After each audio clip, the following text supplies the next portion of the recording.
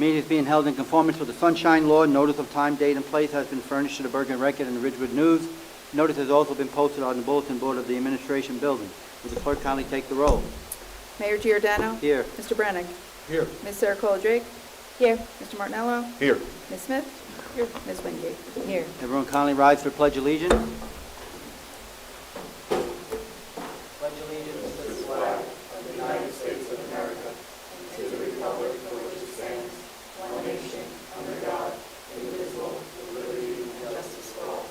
Let's have a moment of silence for all our Walden veterans, all veterans across our country who have given the ultimate sacrifice to serve our country, some not returning home, so that we can live in a land that's free, so that we can assemble the way we are tonight. Will the clerk please do the prayer? Dear Lord, we start this meeting asking for your guidance and wisdom. May we find unity and fairness. The outcome should reflect our wishes to assist the borough in all their endeavors. Thank you in this name. Amen.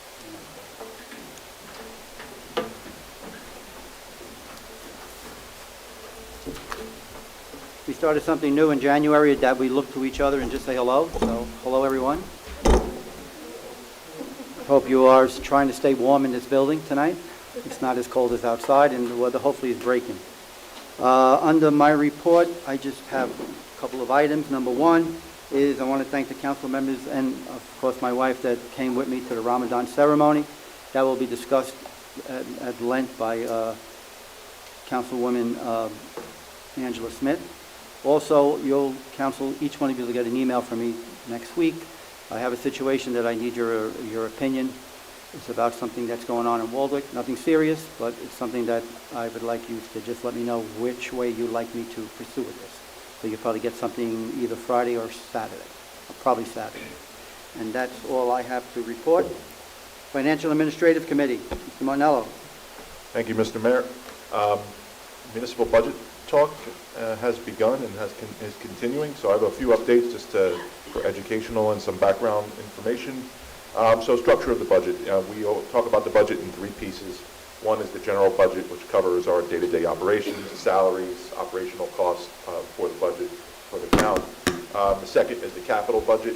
Capital budget is our infrastructure projects, buildings, roads, equipment, and we do that through a bonding process every few years. And then we have the water utility budget as the third aspect of that. That has its own general appropriations and capital budget that's specifically separated for water purposes. Each year, council reviews all three budgets to ensure borough's needs are met and future planning is in place.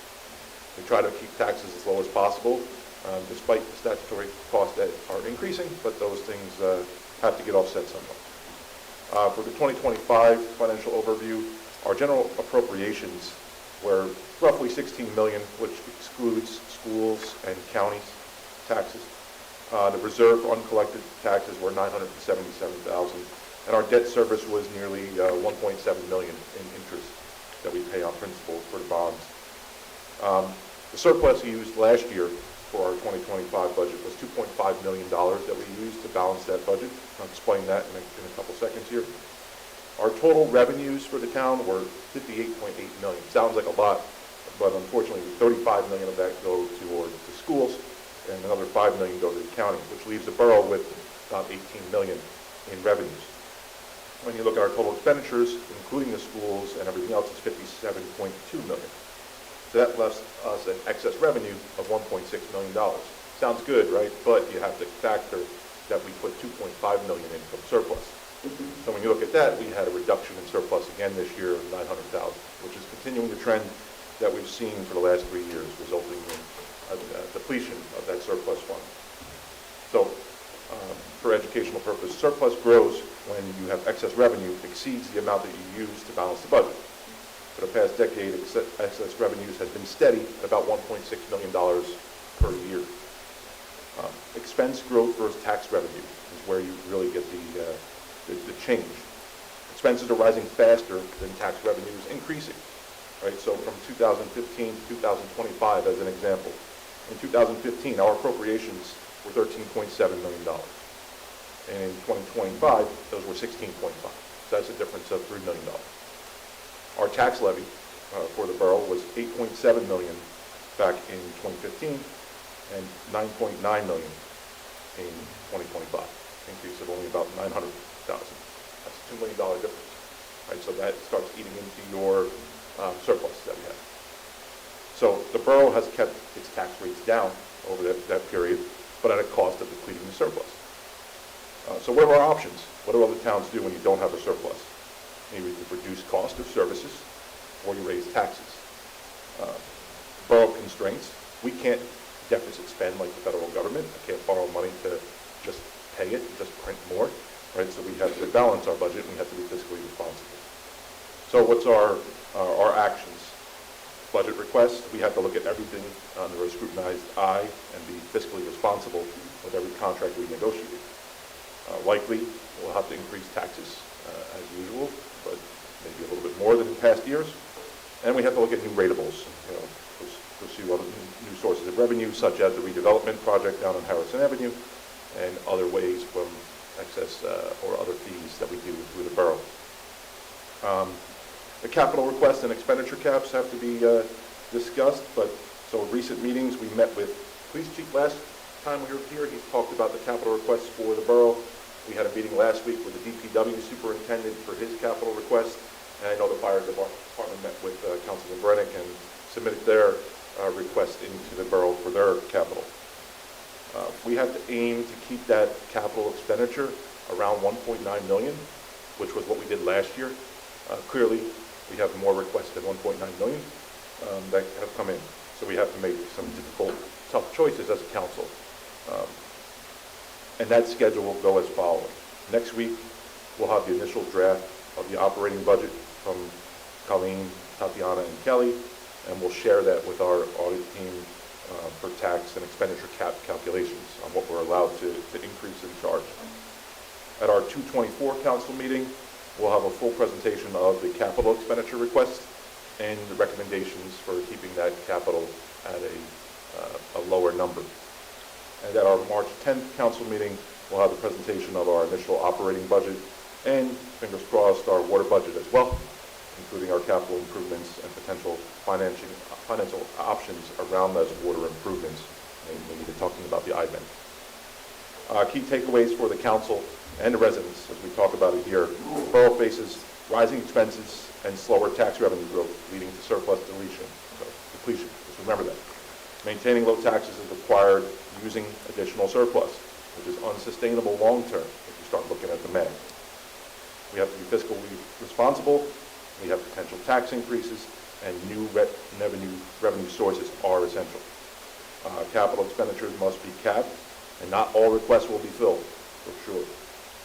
Transparent communication, we'll continue that with all of you, and careful planning are critical for the borough's financial stability going forward.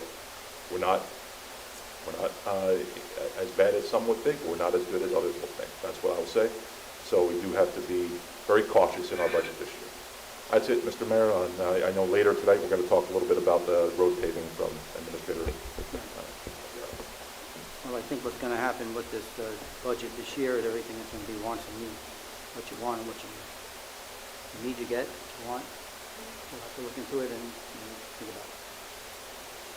Okay.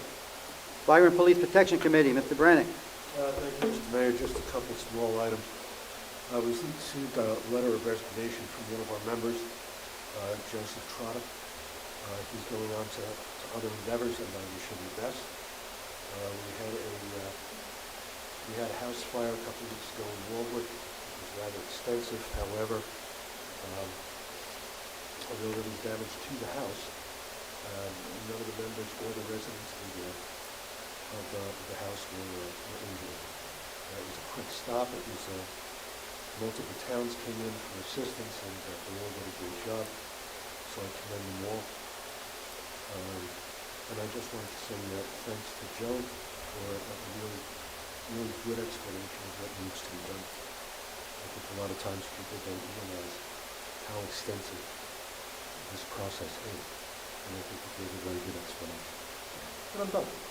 Thank you. And, thank you, Councilman Brennick. The fire department was right across the street from my house in that fire, and they were great. And Anytime. made sure it didn't come near my house. Did you give him hot chocolate, Liz? Okay. Public Safety Committee, Ms. Wingate. Thank you, Mr. Mayor. Just a quick update. While back there was no meeting since our last meeting, but I did get a quick update from Lucas, the president.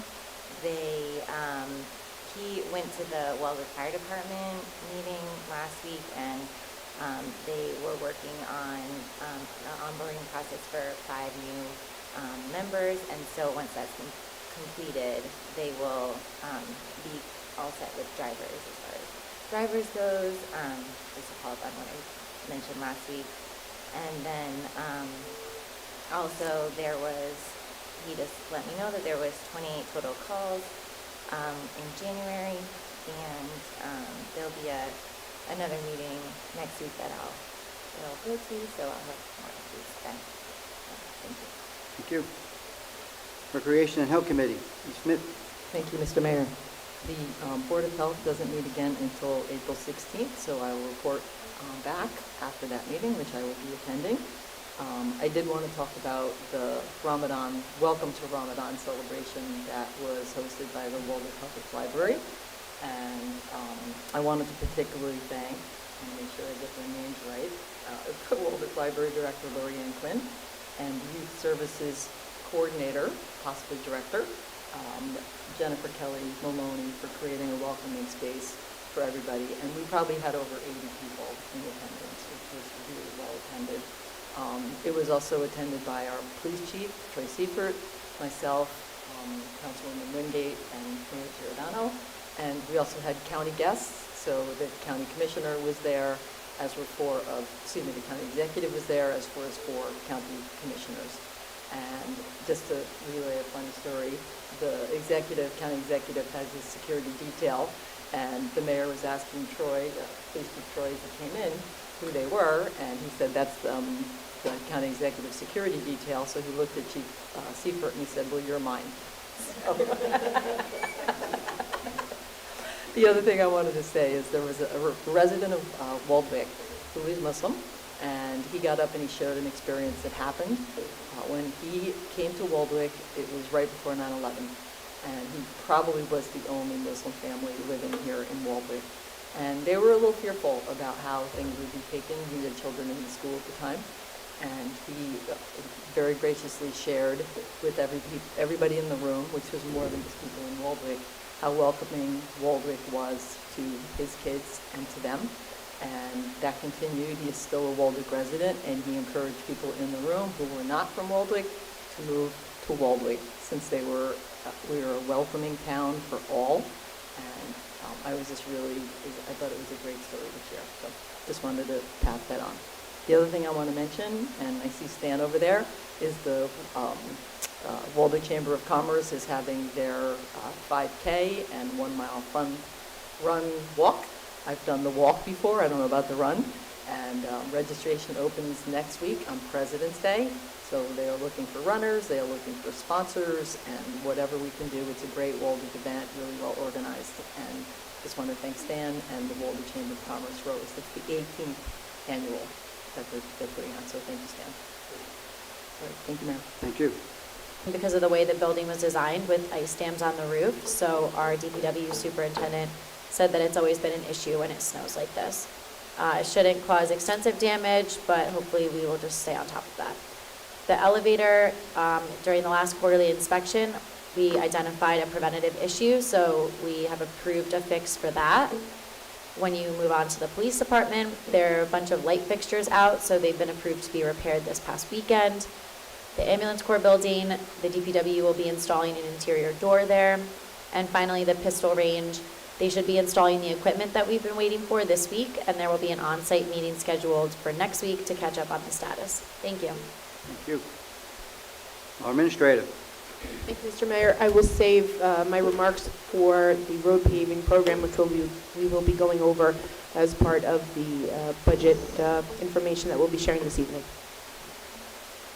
Claude Kelly. Thank you, Mayor. Just want to remind everyone, the borough offices, recycling center, and the library will be closed on Monday, February 16th in observance of President's Day. There will, however, be normal Monday garbage collection on Monday, February 16th. My petition memo to the party leaders went out this month, so everyone has what they need. for the two seats and for the county committee. April 8th is the deadline to change your party affiliation declaration form. We have those forms here at Borough Hall. You can also get them online or on our website. Melissa continues to do a great job with the licensing of our pets. We are up to 651 pets licensed to date. A reminder that the Ho-Hocus Free Rabies Clinic is tomorrow night, February 11th, from 6 to 7 p.m. at the St. Luke's Church parking lot. Alarm registrations are coming in now, and we have collected about $1,200 thus far in fees. That's all I have. Thank you. Thank you. Our attorney. Thank you, Mr. Mayor. Just one item, we're working through our COA obligations in regards to the settlement with Fair Share Housing and everything. We just have a couple of items to address to complete that. The deadline's March 15th, so we still have some time. You have the ordinance on tonight for the introduction, which amends your affordable housing ordinance and development fee ordinance and everything, so that's one step in this. That's what takes the longest because you got to introduce it. Planning board's got to review it, make comments, and then you have to do the adoption. And that's all got to be completed by March 15th, so the introduction tonight's important. But once we have that done and everything back, we should have no problem meeting the March 15th deadline, and you guys will be good for the next 10 years. So that's all. I just have one item for closed session under litigation, Mr. Mayor. No decision will be made in regards to that. Okay, Thank you very much. Thank you. Mr. Mayor, just wanted to say thank you to Mr. Basang for all his efforts on COA. It is a tedious, long process and a lot of components to it, and he really helps us in the administration office get through all of it with least amount of worries possible. So thank you. Thank you. Consent resolutions and resolutions of the governing body.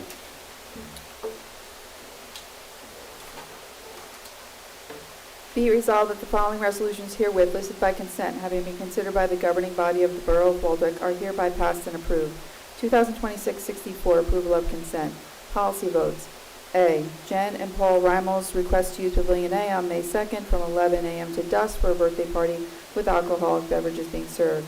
B, Caleb Piccini requests to use Pavilion A on May 30th from 2 p.m. to 6 p.m. for a birthday party with alcoholic beverages being served. C, Angela Skrivenich requests to use Pavilion B on June 6th from 9 a.m. to dusk for a year-end soccer party with alcoholic beverages being served. 2026-65, authorizations for the execution of an application for the New Jersey Department of Environmental Protection Treatment Works approval for 6 Monroe Waldwick LLC, Everson Street, Block 134.02, Lot 15. 2026-66, appointment of Clean Communities Coordinator, Lindsay Ruley. 2026-67, appointment of Municipal Recycling Coordinator, Lindsay Ruley. 2026-68, approval of appropriation transfers, and 2026-69, payment of vouchers. Do I have a motion and a second? Motion by Andy, second by Joe. Anyone have a question? Nope. Clerk, please take the roll. Mr. Brennick? Yes. Ms. Sarah Coldrake? Yes. Mr. Martinello? Yes. Ms. Smith? Yes. Ms. Wingate? Yes. Okay, we have one public hearing. Would the clerk kindly read ordinance number 2026-01? Ordinance number 2026-01, an ordinance amending Chapter 91, Vehicles and Traffic, Section 91-12, Parking Time Limits on certain streets, subsection A, for West Prospect Street to change the time limits and hours. Anyone from the council like to comment on this ordinance?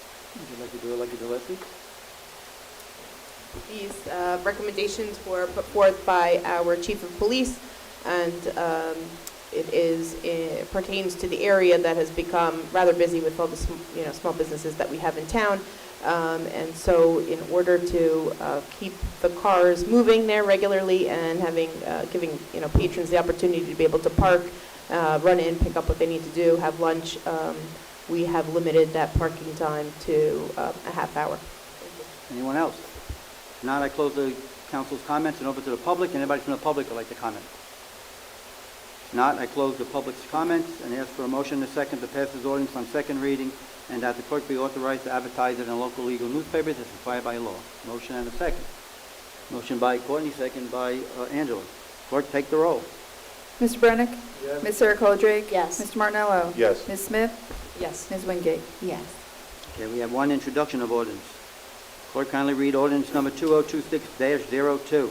Ordinance number 2026-02, an ordinance amending Chapter 97 zoning to amend affordable housing what is that? What's AHO? Affordable housing? Overlay, thank you. Zone 1, affordable housing, oh geez, overlay zone 1. AHO, affordable housing overlay zone 2, and affordable housing controls and development fees. Anyone from the council like to comment? Since you knew what AHO is, you could comment. Thank you, Mayor. This is the revisions to the Affordable Housing Ordinance and the Development Fee Ordinance to comply with the recently amended Fair Housing Act that passed by the state legislature. A lot of it is not really substantive in the sense that it's definitions, it's complying with the regulations. The most important part as it pertains to the borough is under AHO1 and AHO2, we've increased the density that's permitted from 10 units per acre to 15 units per acre to allow for a little bit, it's a very small increase in the grand scheme of things, but to allow for a little bit higher density to provide more opportunity for affordable housing in those zones. Thank you, that's all. Okay. So we did a motion in a second? We did not. We did not. Okay, do we have a motion in a second? Motion by Joe, second by Andy. And the motion is in order to move and pass this ordinance on the first reading, that to be advertised in the local legal newspapers as required by law, setting a public hearing 2 weeks from tonight, meeting at 7:30 p.m. or soon thereafter, as the matter may be reached. Clerk, take the roll. Mr. Brennick? Ms. Sarah Coldrake? Yes. Mr. Martinello? Yes. Ms. Smith? Yes. Ms. Wingate? Yes. Okay, we have unfinished business. We'll talk about the 2026 municipal budget. Thank you, Mr. Mayor. Just want to share with everyone, I have a printout for the council here. This is the proposed 2026 road program. Pass this through.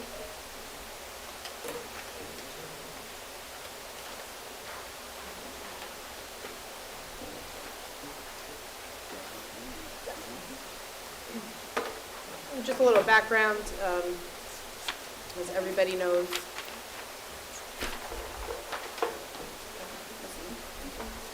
So the borough, as part of its capital projects, has always had a component related to road resurfacing. Going back the past few years, just a rundown to give everybody a picture of where we've been. I'll start in 2022. The borough had allocated $150,000. In 2023, it allocated $405,000. In 2024, $400,000. And in 2025, we allocated $520,000 towards the road resurfacing program. We do have Mr. Latour, our DPW superintendent, who monitors the streets. He goes out, he evaluates. It's an ongoing process. The borough does receive feedback from residents in regard to requests to be put on that list. And as Mr. Latour goes through and evaluates the streets, he puts an order together for us. He usually has a few years' worth of streets outlined. And, those can change depending on additional work that the borough might be doing. It's a tough decision every year when we sit down and we take a look at it. Everybody's street is a priority to them. But then we've got to make those tough decisions internally on the streets that make it to the list. So pivoting to 2026, as many of you are aware, Hudson Ave has been on our radar, the borough's radar, for many years. Feedback has been received from the residents in that area, just expressing their concern for the deterioration of the street. The council did make a commitment going back a few years to make sure that this is addressed moving forward. That project is not a small project. The costs are significant. And so what the borough did to prepare for this scenario is apply for some grants through the NJDOT. Very lucky in that the borough did receive 2 grants. So in 2025, the borough was awarded $171,045 from the Department of Transportation. And then again in 2026, we received notice that we will be receiving $151,154, which is significant and good news for the borough. That's a total of $322,199 to be allocated to Hudson Avenue, Section 2 and 3, as we're calling it. So what does that mean? Well, we did do some preliminary prep work on Hudson Ave in 2025. It was part of another grant that we had received, CDBG grant through Bergen County. Again, grants have been a really major component to completing this work. And so the prep work has been done, and now what we're looking to do is include the paving of Hudson Ave in the capital budget for 2026. What I can share with you at this point, having collected all the data and the information, is that our quote for construction of that roadway came in at $690,000 for the construction. We have, as I said, $322,199 in grants to apply to that project, which leaves us with a total of $367,801. There are cross streets in that immediate area off of Hudson Ave that we would like to propose as part of the road paving program. That's the sheet that you have in front of you, the spreadsheet. So if you take a look at the first few entries, Dora Ave, Grove Street, Manhattan Avenue, Waldock Ave, and Lincoln Place and Bergen are all cross streets of Hudson Ave. And so the intention would be to pave all of those areas at the same time. Malcolm Street and Duncan Street have also been on the radar for the borough. And the biggest component to holding off in that area has been the Malcolm Street pump station, which is currently being repaired and in its final stage of the project. And so the goal has been that once that project is completed, Malcolm and Duncan would be addressed as well. So the recommendation, based on what you have in front of you and based on estimates, which tend to be pretty accurate. Mike prides himself in that. You get a total down there of $286,076. So the nice thing with the road program is that we usually as a borough go into a co-op with our surrounding communities, which helps drive down the price of the paving, or at least makes it a little bit more competitive since we all go in on it together. That would be in the intention for this year as well. It has worked well in the past. And with that project, we're able to manage internally from the DPW the management of that paving program. The Hudson Ave project is a larger project, and so that does require a soft cost from Boswell as our engineer to monitor that project. So, they'll be responsible for A through Z on that portion, but of course the paving would all be done at the same time. That additional cost is $134,800.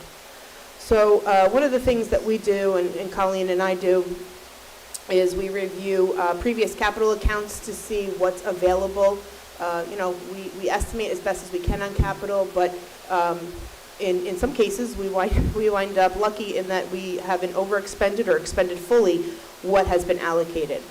So to that end, we have been able to identify that for 2023, we have $73,081 left from that year that we can allocate to the 2026 road paving program. In 2024, we have $33,814 left, and in 2025, $121,000 available. So that's a total of $227,908 to apply to this project. So where does that take us, and what does that mean? In looking at doing Hudson, all of the cross streets, Malcolm and Duncan, with grants and additional funds from previous years, that would bring us to a grand total of $560,769. That is the proposal for the road resurfacing for this year. Although we won't be paying for this, I did want to mention that the county is slated in 26 and 27 to do a good amount of paving on the main roads and county roads in town, starting with this year. So to most of us, we'll wind up seeing a lot of paving throughout town, which it always makes residents happy, but certainly it's something that we need to attend to.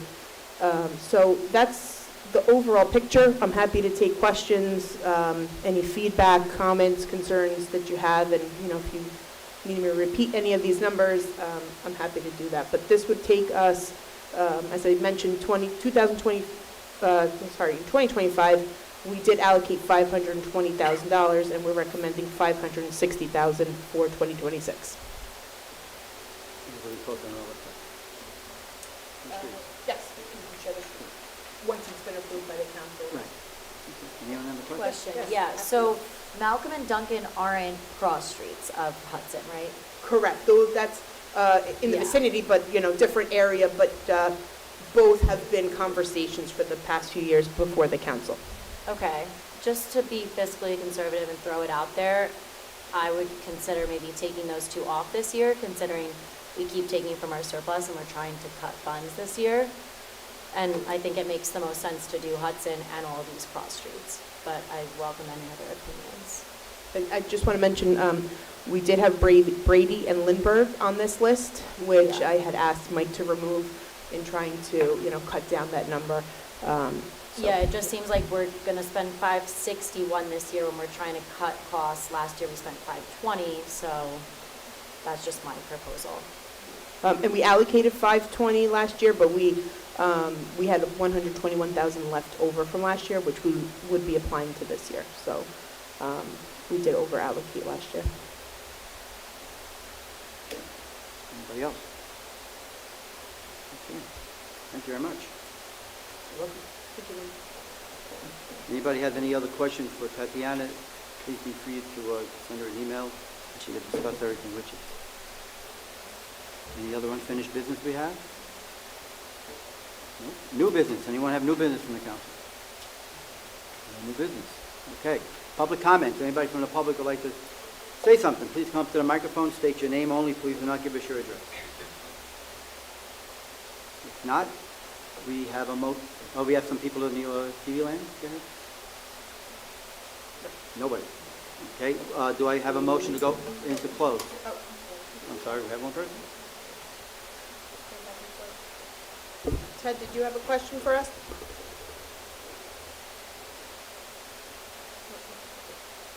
Yes. Okay, hi, how are you?